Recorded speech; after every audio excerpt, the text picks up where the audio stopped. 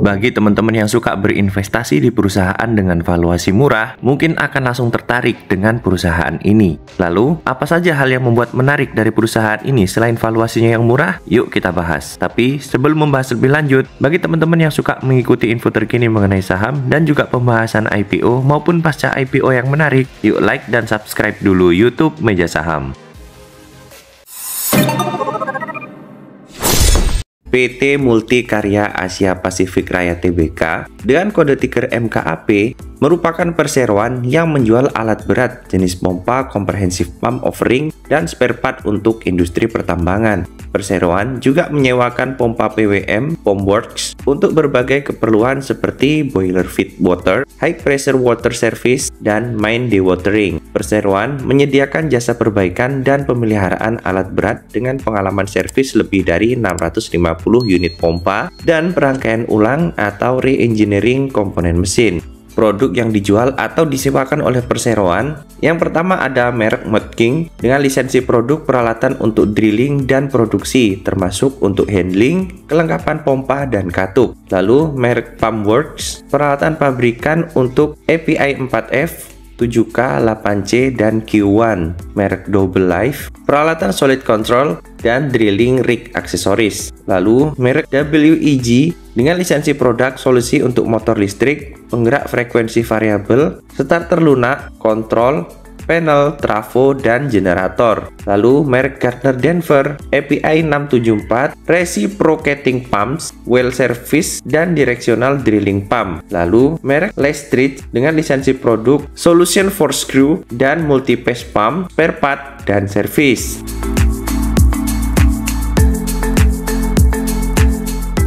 Dari sisi kinerja keuangan, di tahun 2020 berhasil mencatatkan penjualan sebesar 154,1 miliar rupiah. Lalu di tahun 2021 turun menjadi 111,9 miliar rupiah atau turun 27,36%. Tetapi di tahun 2022 penjualannya kembali meningkat menjadi 195 miliar rupiah. Atau jika dipersentasekan naik 74,17%. Sedangkan per Juli 2022, perusahaan berhasil mencatatkan penjualan sebesar 99,6 miliar rupiah dan di bulan Juli 2023 meningkat menjadi 131,6 miliar rupiah. Atau jika dipersentasekan naik 32,14%. Dari sisi laba bersih, di tahun 2020 mencatatkan laba bersih sebesar 1 miliar rupiah. Lalu di tahun 2021 meningkat menjadi 15 miliar rupiah dan jika dipersentasekan naik 1292%. Kenaikannya luar biasa sekali ya teman-teman. Tapi sayangnya di tahun 2022 laba bersihnya menurun justru menjadi minus 1,65 miliar rupiah atau jika dipersentasekan turun 111%. Dan di bulan Juli 2022 perusahaan ini masih mencatatkan kerugian sebesar 6,8 miliar rupiah. Tetapi di bulan Juli 2023 berhasil mencatatkan keuntungan bersih sebesar 17,16 miliar rupiah atau jika dipersentasekan naik 352%.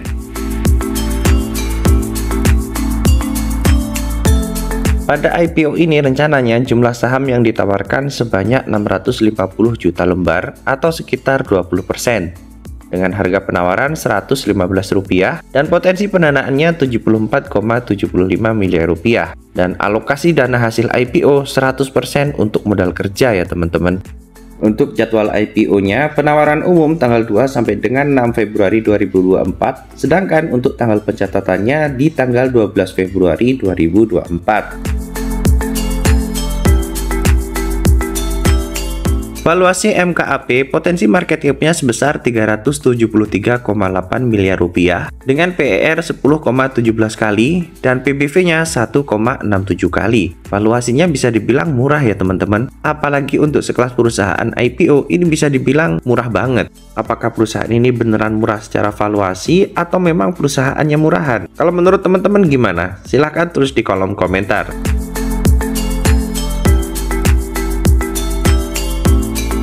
Yang menjadi underwriter pada IPO ini adalah Lotus Andalan Sekuritas dengan kode broker YJ. Yang saya ingat, Lotus ini pernah mengawal IPO-nya HBAT ya teman-teman. Sayangnya, saat mengawal IPO sahamnya hebat, sekarang harganya udah Rp38. Jadi bisa dibilang nggak cukup hebat untuk saham hebat ya teman-teman. Apakah hal itu juga akan terjadi pada saham ini? Menurut teman-teman gimana? Silahkan tulis di kolom komentar. Bagi teman-teman yang hanya mau beli saham dengan kategori syariah, kemungkinan saham ini masuk ke dalam kategori syariah ya teman-teman. Tapi untuk keputusan final menunggu dari OJK dan juga DSN MUI.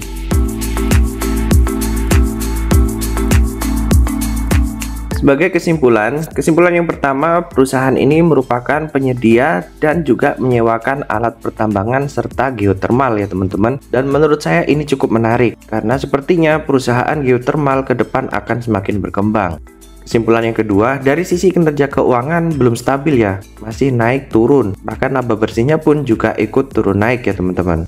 Kesimpulan yang ketiga, dari sisi valuasi untuk perusahaan sekelas IPO bisa dibilang ini murah ya teman-teman. Tapi kalau dengan kinerja keuangan yang tadi sudah kita bahas, menurut saya valuasi yang murah memang udah sepantasnya. Karena perlu teman-teman ingat, valuasi murah itu bukan satu-satunya ukuran. Valuasi murah itu bisa jadi bagus jika perusahaannya memang kinerjanya bagus. Tapi kalau kinerjanya kurang bagus, kalau valuasinya murah, ya memang bisa jadi itu sudah seharusnya teman-teman. Kesimpulan yang keempat, hasil dana IPO 100% digunakan untuk modal kerja ya teman-teman. Dan menurut saya, kalau semuanya digunakan untuk modal kerja seperti ini, menjadikannya kurang menarik. Untuk IPO ini saya skip ya teman-teman. Kalau teman-teman gimana? Ikutan apa skip? Silahkan tulis di kolom komentar. Dan bagi teman-teman yang suka mengikuti info terkini mengenai saham dan juga pembahasan IPO maupun pasca IPO yang menarik, yuk like dan subscribe dulu YouTube Meja Saham.